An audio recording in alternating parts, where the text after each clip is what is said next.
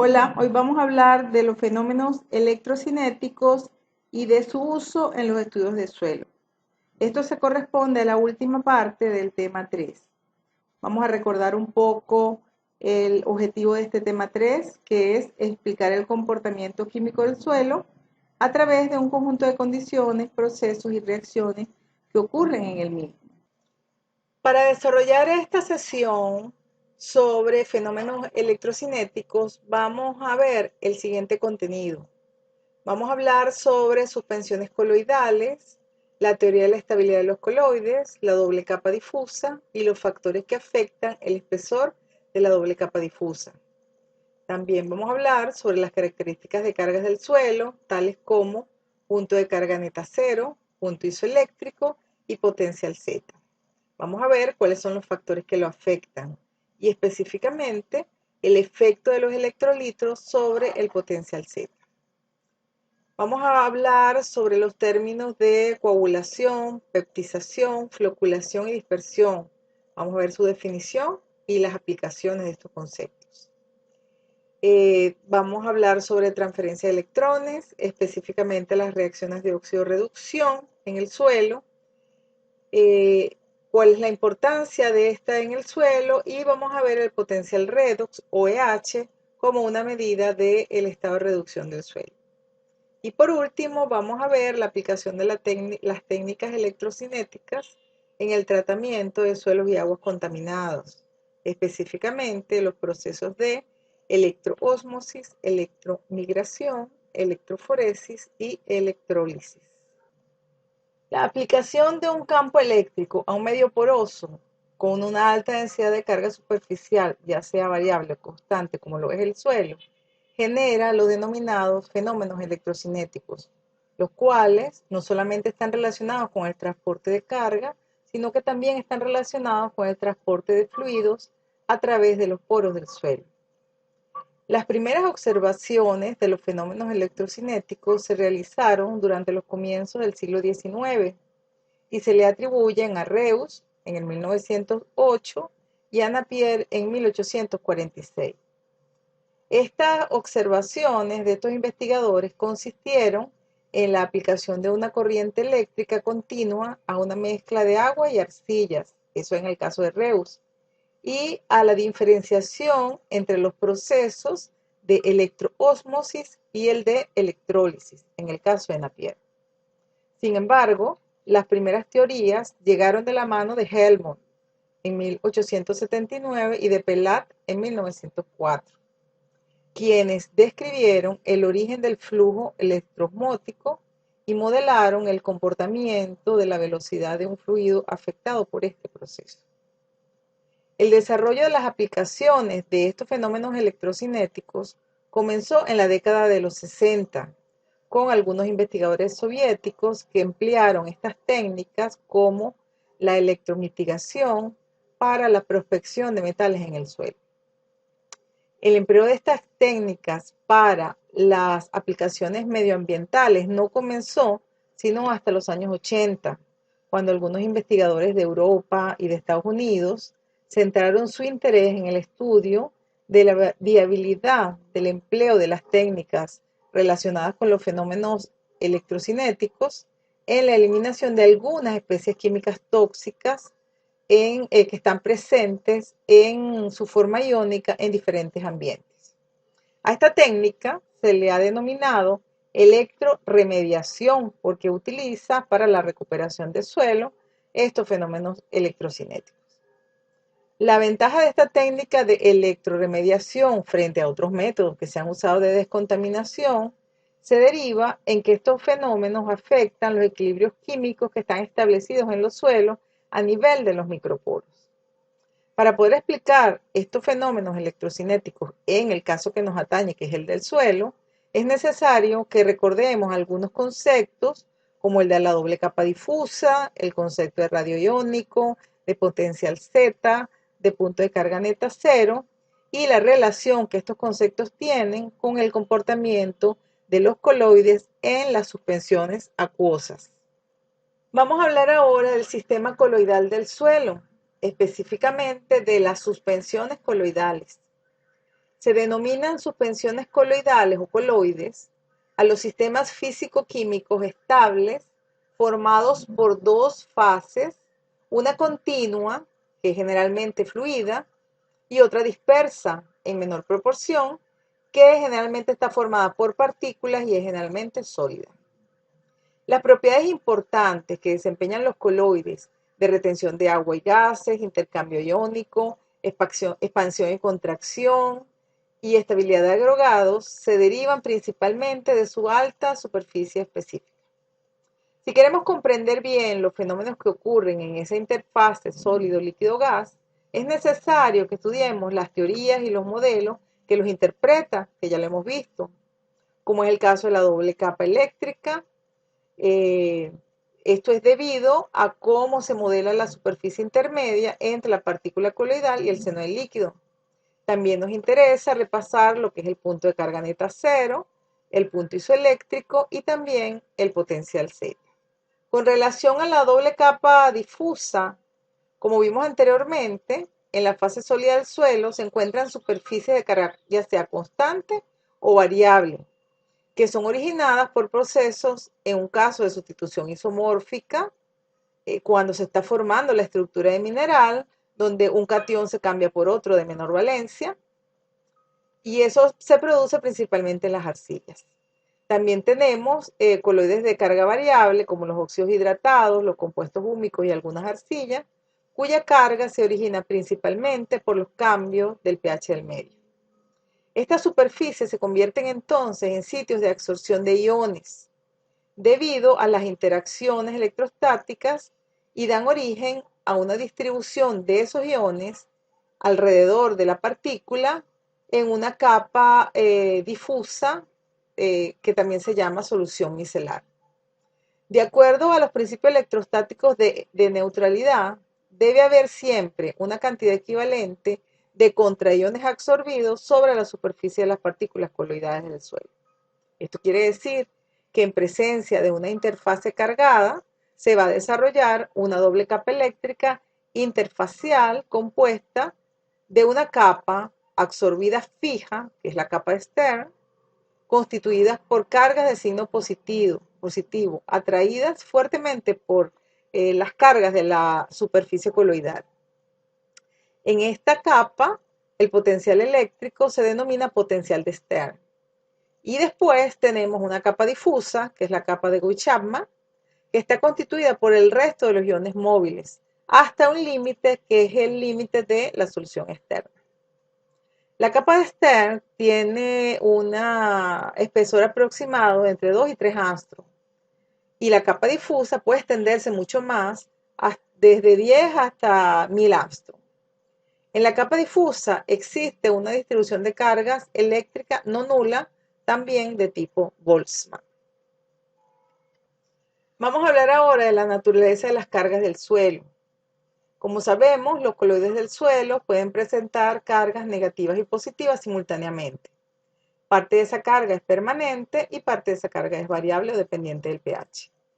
La carga permanente está constituida por el complejo de esfera externa y por la capa difusa, y como sabemos se origina por sustitución isomórfica. Por su parte, las cargas variables están constituidas por la carga protónica, la de la capa difusa y por la carga del complejo de esfera interna y externa. La carga protónica es la diferencia entre los moles de protones y los moles de hidroxilos, que están acomplejados por superficies activas tanto orgánicas como inorgánicas. Los protones de la capa difusa, así como la carga proveniente del complejo de esfera externa, intervienen tanto en la carga variable como en la carga permanente. La carga del complejo de esfera externa y la del complejo de esfera interna se incrementan únicamente por los constituyentes de la solución del suelo, que están absorbidos a la superficie de las partículas. Así, podemos definir la carga total del suelo por la siguiente expresión, donde tenemos que delta P es la carga total, delta O es la carga permanente, delta H la protónica, delta EI es la carga del complejo de esfera interna, delta EE es la carga del complejo de esfera externa y delta D son los protones de la capa difusa. Las cargas permanentes son generalmente negativas, mientras que las provenientes del complejo de esfera interna, externa y la carga protónica y por tanto la carga total pueden ser positivas, nulas o negativas, dependiendo de la composición del mineral y de la composición orgánica del suelo. Sabemos que en los suelos con predominas de arcillas 2:1 y 2:2 predominan las cargas permanentes, mientras que en los suelos que presenten oxidróxidos de hierro y aluminio, ya sea cristalinos o amorfos, y arcillas de tipo 1:1 van a predominar las cargas de tipo variable. Y los cambios del pH en estas últimas influyen fuertemente en el desarrollo de la carga superficial de los suelos que las contengan. Vamos a continuar hablando ahora de la naturaleza de las cargas del suelo, específicamente de los llamados puntos de carga cero. Estos son los valores de pH asociados con condiciones específicas, bajo las cuales uno o más componentes de la carga superficial de los coloides se igualan a cero. Expósito, por allá en 1984, reconoció 4 puntos: el punto de carga cero, el punto de carga cero de protones, el punto de carga cero neta y el punto de cero efecto salino. Debido a que cada definición tiene una significación química particular, es posible que se obtengan diferentes puntos de carga cero para un mismo sistema suelo, los cuales se pueden relacionar entre sí. Vamos a ver entonces el primero, que es el punto de carga cero. Este es el valor de pH donde la carga total de superficie de los coloides es cero, o que la suma de cargas negativas es igual a la suma de cargas positivas. Esta condición se produce cuando la carga disociada o difusa se anula. El punto de carga cero señala la ausencia de iones absorbidos que se mueven libremente y el aumento de las fuerzas interparticulares que producen la coagulación. El otro punto es el punto de cero carga protónica, o PCCPN, es el valor de pH al cual la carga de protones se anula. Esta puede medirse por titulaciones potenciométricas, bajo la condición de que reaccionen únicamente a los grupos funcionales selectivos de protones en la fase sólida. El otro punto, y es uno de los más conocidos, es el punto de carga neta cero. A este se refiere al valor de pH al cual la carga neta de los iones absorbidos, aparte de los representados por la carga protónica, se iguala a cero. Así, tenemos que Q+ representa los moles de carga catiónica y Q- los moles de carga aniónica absorbidos. Entonces, Q+ va a ser igual a Q- al punto de carga neta cero. Y por último tenemos el que se llama punto de cero efecto salino. Esto se corresponde al punto de intersección común de varias gráficas de carga protónica versus pH, cuando se emplea un mismo electrolitro con diferentes fuerzas iónicas. Generalmente se realizan las determinaciones a través de titulaciones potenciométricas. En resumen, podemos decir que las cargas negativas o positivas de los coloides hacen posible el intercambio preferencial de cationes o aniones. A un valor de pH por encima del punto de carga cero, el coloide presentará carga neta negativa. Y los valores por debajo de este punto van a permitir que el coloide tenga carga neta positiva. En este cuadro tenemos los valores de punto de carga cero para algunos minerales puros de los que encontramos en el suelo. Fíjense que los valores son bastante variables. Tenemos valores hasta de 9 hasta 2 en el caso del óxido silícico precipitado. Pero lo más importante es que nosotros en el suelo no vamos a conseguir una mineralogía compuesta por un elemento puro. Lo más común es que nosotros consigamos una mezcla de diferentes coloides, tanto de carga permanente como de carga variable. Por eso es muy importante que la determinación del punto de carga cero se haga exacta. En esta gráfica vemos una representación de diferentes puntos de carga cero en el suelo. La variación de la carga superficial de los coloides de carga variable se estudia mediante las titulaciones potenciométricas, esa es la metodología tradicional, como una función del pH y de la concentración de los electrolitos. Si graficamos los resultados obtenidos con las titulaciones potenciométricas, vamos a tener curvas como la que vemos en la figura. Entonces, en la figura vemos el valor de pH que corresponde al punto de intersección entre las dos curvas de pH carga, que es la azul y la roja. Este es el punto de cero efecto salino y el pH que corresponde con la intersección de las curvas con el eje 0 es el punto de carga neta 0. En los sistemas donde no hay coloides con carga permanente, no hay efecto de la concentración de los electrolitos y la intersección de las dos curvas de pH carga se produce sobre el eje de la carga 0, con lo que se origina lo que se denomina punto de cero carga. Cuando en el sistema hay presencia de coloides con carga permanente, ya sea positiva o negativa, el punto de intersección se desplaza por encima o por debajo de dicho eje. Es lo que vemos en las figuras A y en la C. En estos casos, Joe y Adam proponen que se llame a ese punto de cero efecto salino, como un punto de cero carga aparente. Entre mayor sea la diferencia entre los valores de punto de carga neta 0 y punto de carga 0, mayor cantidad de carga superficial permanente va a haber en ese sistema. Vamos a ver ahora los factores que afectan el punto de carga neta 0 del suelo. El primero de estos factores es la estructura del sólido. Las propiedades de acidez o basicidad de un sólido que influyen en la localización del punto de carga neta 0 son una función de variables como el tamaño y la valencia del catión, del estado de hidratación del sólido y del arreglo geométrico de los iones.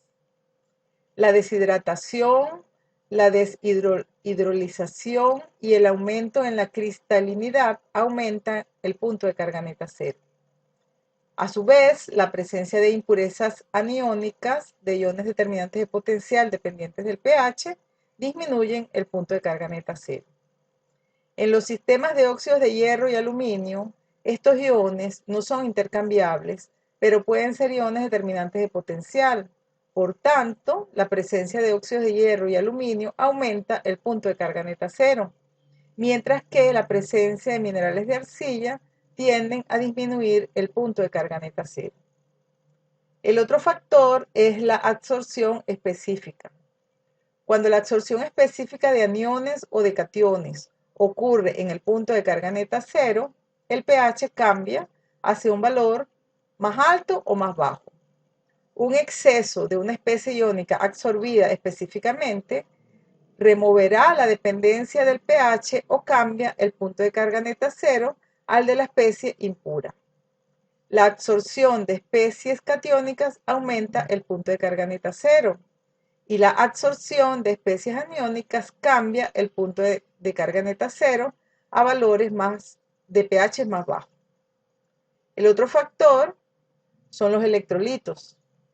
Una determinación directa de la absorción de iones a partir de soluciones de cloruro de sodio, cloruro de calcio y sulfato de magnesio demuestra que el pH de la concentración del electrolito y la valencia del contraión pueden influir en la magnitud de las cargas eléctricas en las partículas del suelo.